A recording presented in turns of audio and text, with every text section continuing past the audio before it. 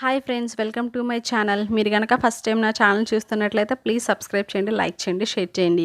ఈరోజు మనం మన ఛానల్లో వన్స్ అపాన్ ఎ టైమ్ అనే ఇంగ్లీష్ వెబ్ సిరీస్లోని సీజన్ 1లోని 5th ఎపిసోడ్ చూస్తున్నామండి. రిమైనింగ్ 4 ఎపిసోడ్స్ నేను ఆల్రెడీ అప్లోడ్ చేశాను. మీలో ఎవరైనా చూడకపోతే చూసి వచ్చేయండి. అయితే ఈ ఎపిసోడ్ స్టార్టింగ్లోనే నేను మీకు ఒక క్లారిటీ ఇద్దాం అనుకుంటున్నానండి.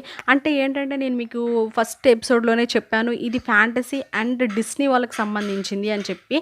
డిస్నీ వాళ్ళ స్టోరీస్ మీకు కనుక ఐడియా ఉంటే నేనేం చెప్తున్నానో మీకు అర్థమవుతుందండి. డిస్నీ వాళ్ళ అంటే స్నో వైట్ స్టోరీస్ కానీ, లేదా పినాకియో స్టోరీస్, ఇంకా సిండ్రెల్లా స్టోరీస్, ఇట్లా మీకు తెలిసి ఒక ఐడియా ఉండుంటే నేనేం చెప్తున్నానో మీకు అర్థమవుతుంది.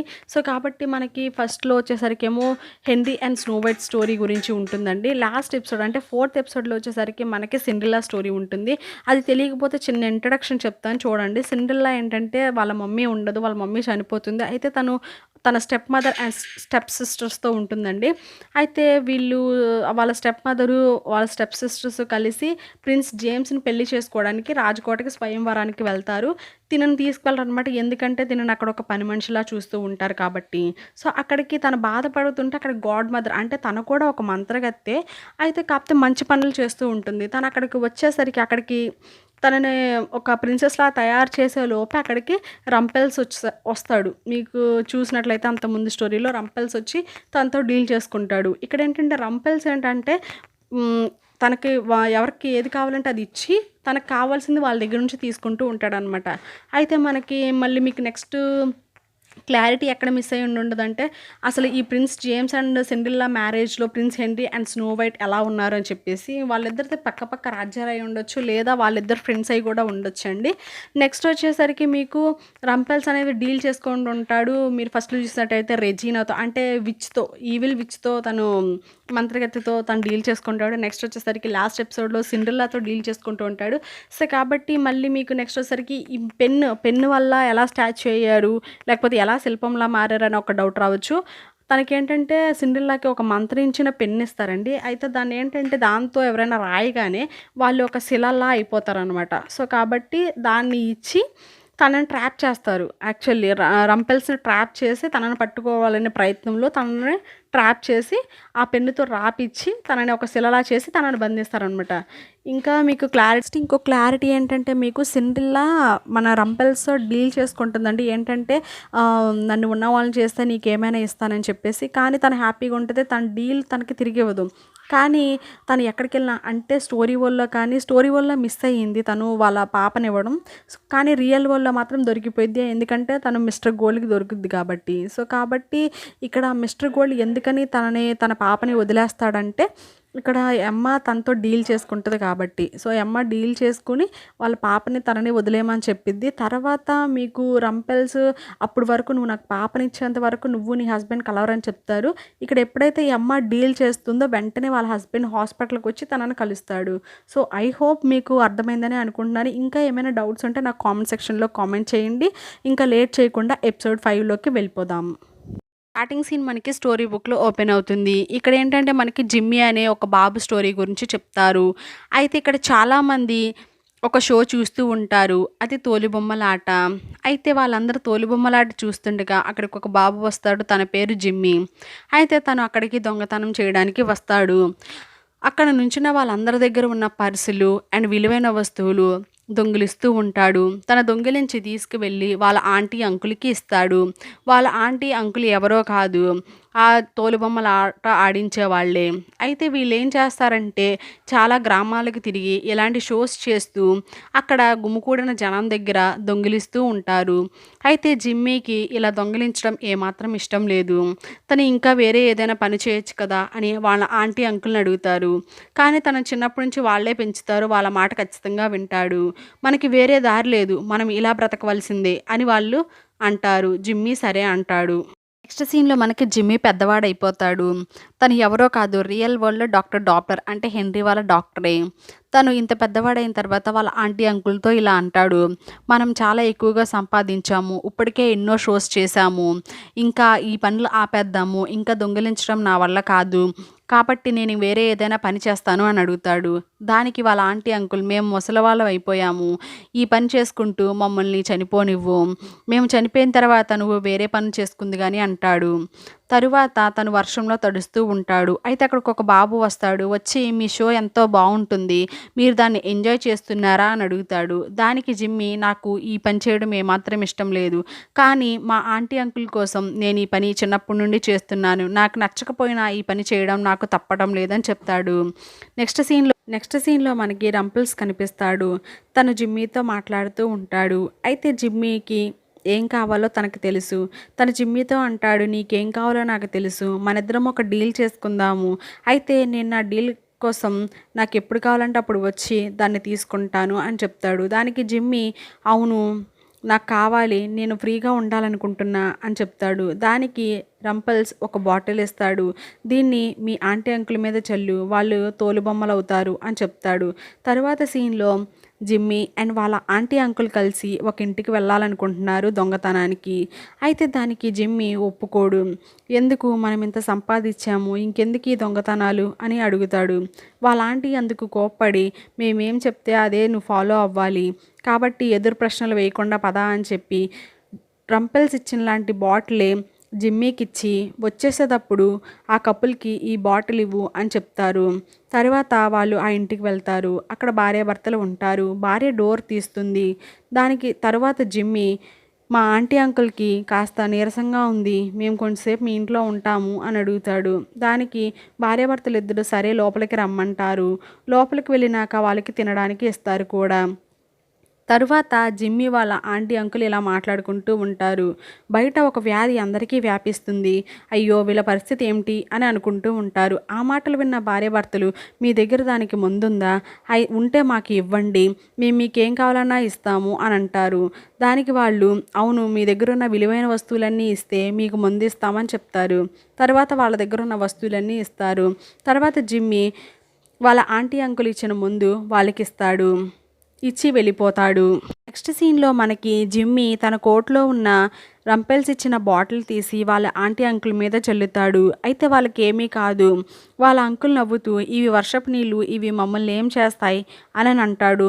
అప్పుడే జిమ్మీకి అర్థమవుతుంది వాళ్ళు బాటిల్ మార్చేశారని. అయితే నిజమైన బాటిల్ని ఆ భార్యాభర్తలకు ఇచ్చినట్టు తనకప్పుడే గుర్తొస్తుంది. తను పరిగెత్తుకుంటూ లోపలికి వెళ్ళి చూస్తాడు. చూస్తే అక్కడ ఆ భార్యాభర్తలు కనిపించరు.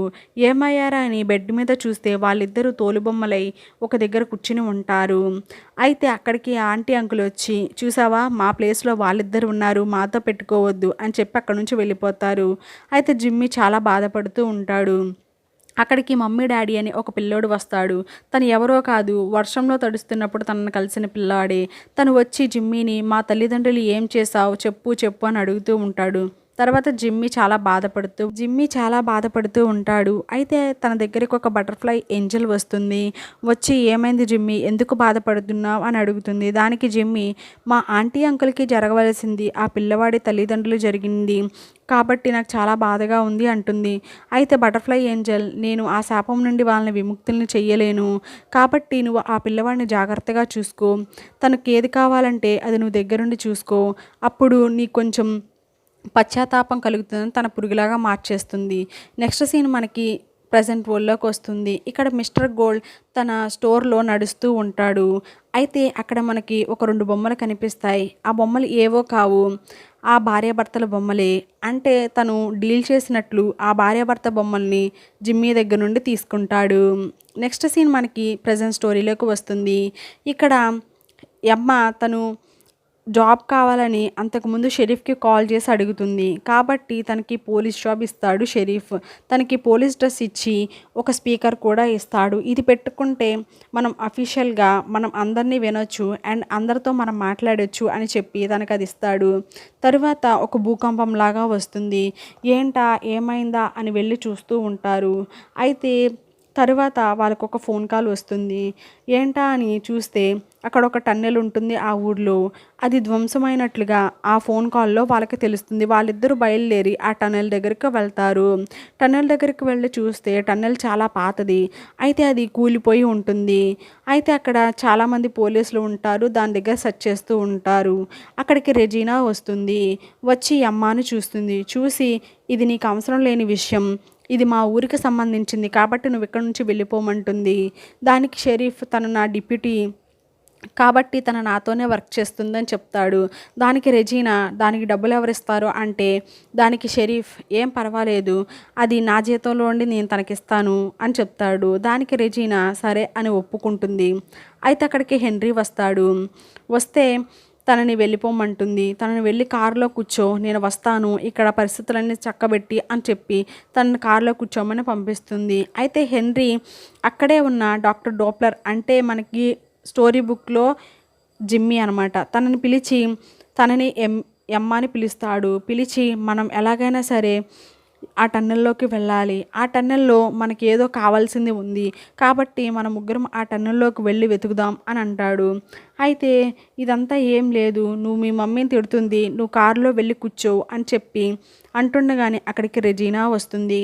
వచ్చి ఏం చేస్తున్నారు మీరు ముగ్గురు ఇక్కడ, మీరు అని చెప్పి హెన్రీని తన కారులోకి వెళ్ళమని చెప్పి ఎమ్మాని అక్కడ నుండి పంపించేస్తుంది. పంపించేసి డాక్టర్తో ఇలా అంటుంది, నువ్వు ఏం చెప్తున్నావు మా హెన్రీకి, ఎలాంటి ట్రీట్మెంట్ చేస్తున్నావు, ట్రీట్మెంట్లో మార్పులు రావాలి, నా హెన్రీ ఇంకా స్టోరీ బుక్ గురించి మర్చిపోవాలి, సో కాబట్టి నువ్వు నా కింద పనిచేస్తున్నావు, నేను నీకు దానికోసం ఈ ఊరు మేయర్గా నేను నీకు దానికి జీతం చెల్లిస్తున్నా, నువ్వు నా కింద పనిచేసే ఒక ఎంప్లాయీవి, కాబట్టి ఆ విషయం గుర్తుంచుకుని ఉంటే మంచిది, నా కొడుకుని జాగ్రత్తగా చూసి తన బ్రెయిన్లో నుంచి ఆ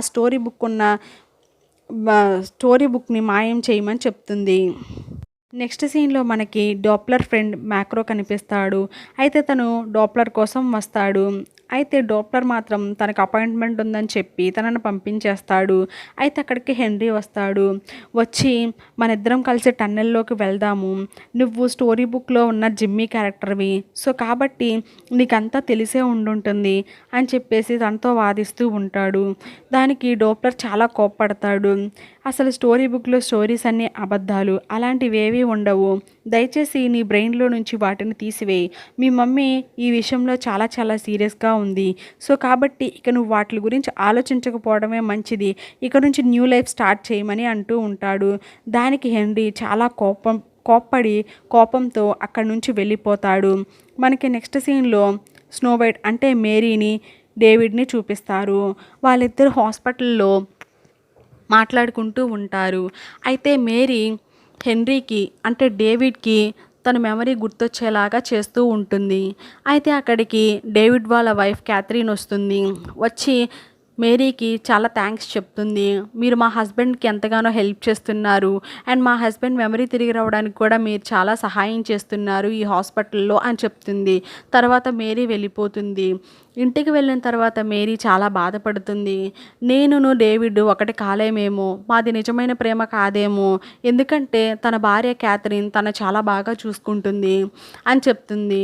దానికి అమ్మ ఏం బాధపడకు, జరగాల్సింది ముందుంది కదా, ఇంకా ముందున్న రోజులు మనం చూద్దాంలే అని చెప్పి అలా అంటూ ఉండగా కాలింగ్ బెల్ మోగుతుంది. అయితే ఈ అమ్మ ఎవరా అని వెళ్ళి చూస్తుంది. అక్కడ చూస్తే హెన్రీ ఉంటాడు. తను బాగా ఏడుస్తూ ఉంటాడు. అయితే యమ్మ అడుగుతుంది ఏమైందని. అయితే హెన్రీ జరిగిందంతా చెప్తాడు. తర్వాత యమ్మ బయలుదేరి డాప్లర్ దగ్గరికి వెళ్తుంది. వెళ్ళి హెన్రీతో ఏమన్నారు మీరు, హెన్రీని ఎందుకు బాధ పెట్టారు, తనని ఎందుకు ఇబ్బంది పెట్టారు అని అడుగుతుంది. అయితే దానికి డాప్లర్ వాళ్ళ మమ్మీ చాలా చాలా సీరియస్గా ఉంది ఈ విషయంలో, కాబట్టి తను నన్ను బ్లేమ్ చేస్తుందని చెప్తూ ఉంటాడు. ఇంతలో ఫోన్ మోగుతుంది.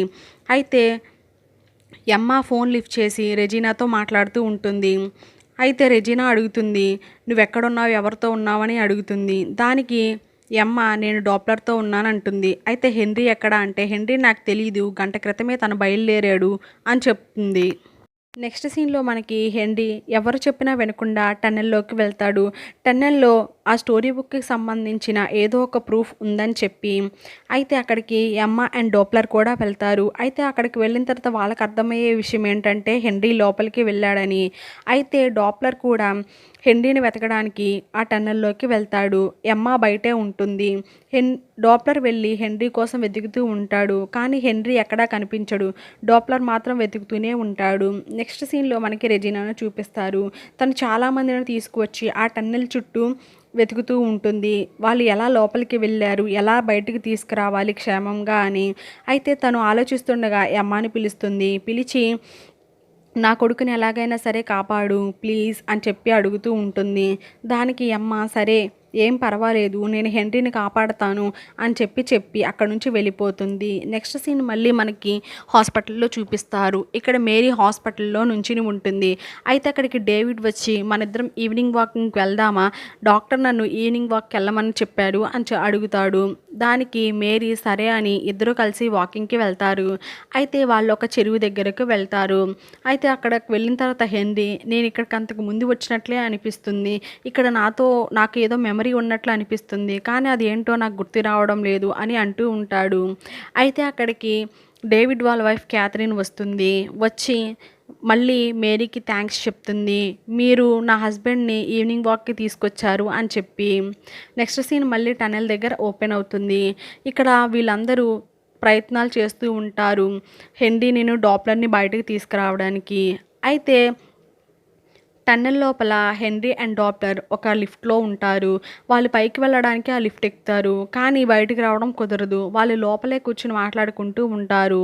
అయితే హెన్రీ డాప్లర్ని, నువ్వు చాలా మంచోడివి, నువ్వెందుకు మా మమ్మీకి భయపడుతున్నావు, మా మమ్మీ చెప్పినట్లు అలా చేస్తున్నావు అని అంటూ ఉంటాడు. తర్వాత మళ్ళీ రెజీనా అమ్మని పిలిచి నా కొడుకుని ఎలాగైనా సరే కాపాడు అని మళ్ళీ అడుగుద్ది.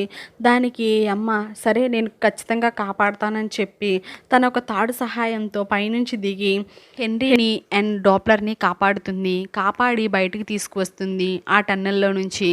వీళ్ళిద్దరూ బయటికి రావడానికి బయట ఉన్న వాళ్ళు కూడా చాలా సహాయం చేస్తారు. వాళ్ళు తాళ్లతో పైకి లాగుతారు. నెక్స్ట్ సీన్లో మనకి డాప్లర్ బయటికి రావడం చూడడంతోనే మ్యాక్రో పరిగెత్తుకుంటూ వెళ్ళి హక్ చేసుకుంటాడు. ఎందుకంటే వాళ్ళిద్దరూ ఎంతో మంచి స్నేహితులు. తరువాత సీన్లో డాప్లర్ రెజీనాతో మాట్లాడుతూ ఉంటాడు. ఇక నుంచి మీరు చెప్పిందేది నేను చెయ్యను, మీ కింద నేను పని చేయను, నా స్వయంగా నేను పని చేసుకుంటాను, మీ జీతం నాకు అవసరం లేదని చెప్తాడు. దానికి రెజీనా, ఎందుకు ఇలా మాట్లాడుతున్నావు నువ్వు, ఒక్కసారి ఆలోచించు, నీకు ఇంకొక అవకాశం ఇస్తున్నానని చెప్పి అక్కడ నుంచి వెళ్ళిపోతుంది. నెక్స్ట్ సీన్లో ఎమ్మా అండ్ హెన్రీ కూర్చుని మాట్లాడుకుంటూ ఉంటారు. అయితే హెన్రీ ఎమ్మాని అడుగుతాడు, డాప్లర్ మ్యాక్రో వాళ్ళ కొడుకా అని. అయితే దానికి ఎమ్మ, కాదు, వాళ్ళిద్దరూ తండ్రి కొడుకులు కాదు, కానీ చాలా మంచి స్నేహితులు, ప్రాణ స్నేహితులు అని చెప్తుంది. తరువాత వాళ్ళు చాలా ఆనందంగా ఉంటారు. వాళ్ళు అక్కడ డ్రింక్ చేస్తూ ఒకరికొకరు బాగా చాలా సంతోషంగా ఎంజాయ్ చేస్తూ ఉంటారు. అయితే ఒక పక్కన రెజీనాని చూపిస్తారు. తనకి ఆ టన్నెల్లో ఒక వస్తువు దొరుకుతుంది. తను అదే పనిగా అది చూసి మళ్ళీ ఆ టన్నెల్లోకి దాన్ని విసిరేస్తుంది. ఇక్కడతో ఎపిసోడ్ 5 కంప్లీట్ అయిపోతుంది. నెక్స్ట్ వీడియోలో ఎపిసోడ్ 6 చూద్దాము. ఇక్కడ నేను రియల్ స్టోరీ వేరేగా అండ్ స్టోరీ బుక్లో స్టోరీ వేరేగా చెప్పాను. చూస్తూనే ఉండండి మా ఛానల్, ఇంకా సబ్స్క్రైబ్ కూడా చేసుకోండి.